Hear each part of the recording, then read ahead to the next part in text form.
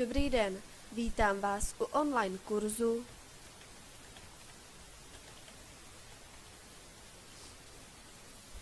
V našem úvodním videu si nejprve řekneme, proč je důležité umět psát všemi 10.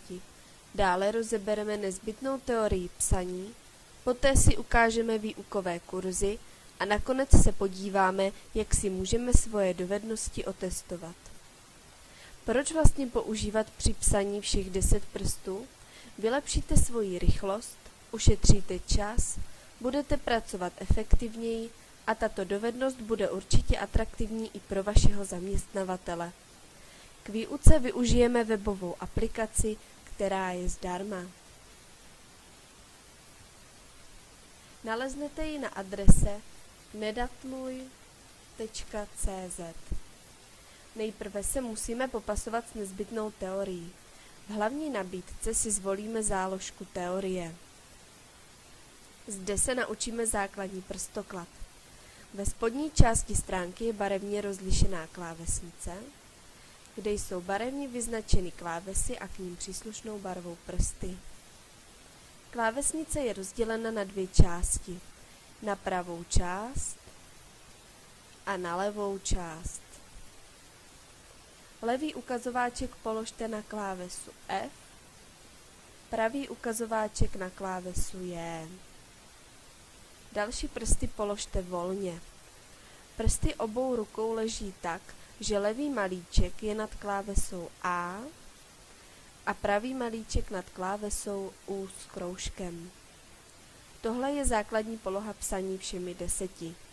U psaní všemi 10 je důležité neprovádět úhozy křečovitě, proto dbejme na to, aby naše zápěstí bylo u psaní uvolněné. Dále si všimněte, že klávesy F a J mají malé výstupky, které vám vždy umožní najít základní polohu. Nyní si krátce představíme nabízené výukové kurzy. Vrátíme se tedy zpět nahoru a v horní liště zvolíme záložku kurzy. Ty jsou rozděleny na 3 úrovně obtížnosti. Na základní, střední a pokročilou.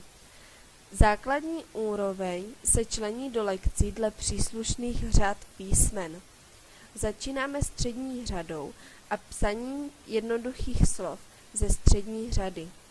Poté pokračujeme řadou horní a nakonec budeme trénovat spodní řadu písmen, včetně tečky, čárky a spojovníku. Ve střední úrovni se učíme psát velká písmena, písmena s diakritikou a čísla. V pokročilé úrovni už máme na výběr z textů. Tato stránka nabízí možnost, jak otestovat svoje nabité schopnosti. V horní liště vybereme záložku test. Test můžete psát opakovaně a pokud jste přihlášeni, vaše výsledky se zaznamenávají ve statistikách, takže můžete kontrolovat svůj pokrok v učení. Jsou zde 2 úrovně psaní testu. Základní a pokročilý test. V základním testu si procvičujeme psaní slov z písmen ze střední, horní a spodní řady. Pokročilý test navíc obsahuje klávesy s čísly a diakritikou.